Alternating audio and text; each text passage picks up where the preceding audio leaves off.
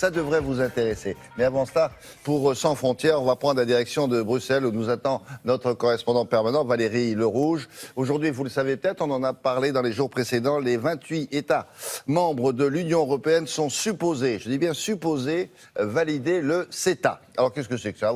Vous connaissez, c'est l'accord commercial entre l'Europe et le Canada. Il y en a un autre avec les États-Unis, mais celui-là, figurez-vous que la Belgique, ou plutôt une partie de la Belgique, une partie que nous connaissons bien puisque c'est la partie francophone, elle résiste. Et elle résiste à tel point qu'à elle seule, elle pourrait faire capoter combien d'années? Bon, 7 ans de négociations, rien que ça. Alors comment c'est possible ça, Valérie? Bonjour.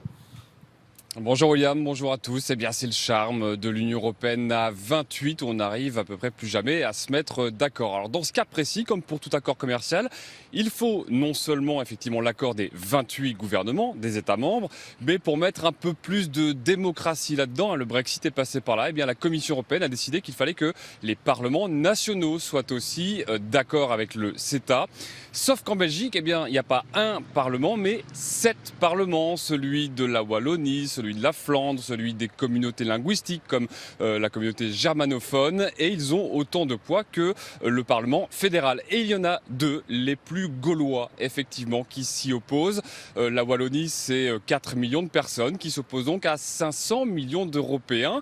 C'est aussi ça la démocratie, mais autant vous dire que ça fait bien grincer des dents là-haut dans les étages de la Commission européenne.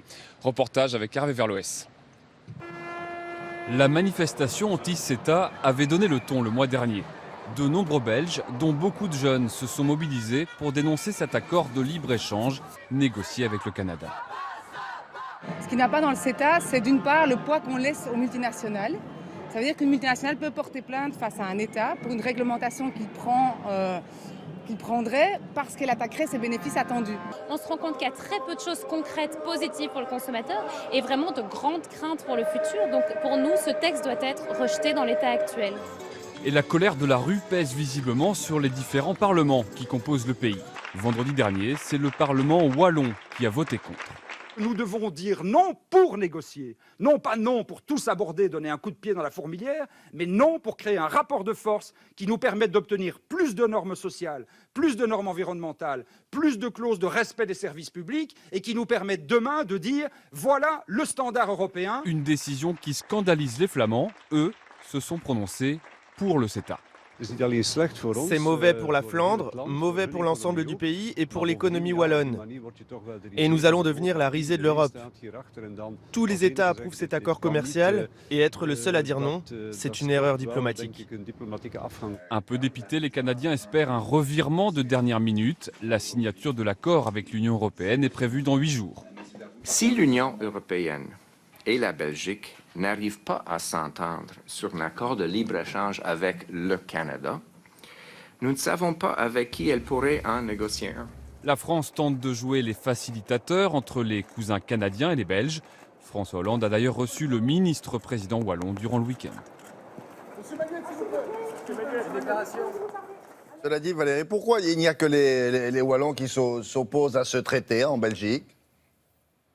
Or, les mauvaises langues diront que la gauche wallonne qui dirige la région avait besoin de bomber le torse sur ce sujet pour ne pas se faire doubler par le front de gauche local. Mais ce qui est sûr, c'est que cette partie de la Belgique, la partie sud, souffre depuis des années des effets de la mondialisation. Ça a commencé avec la sidérurgie, avec des conséquences économiques et sociales désastreuses. Et encore très récemment, eh bien, c'est l'annonce de la fermeture de l'usine Caterpillar qui a un peu choqué la région. 2000 personnes sur le carreau. Autant vous dire que tout ce qui transpire un peu le libéralisme en ce moment ici attise un peu les rancœurs.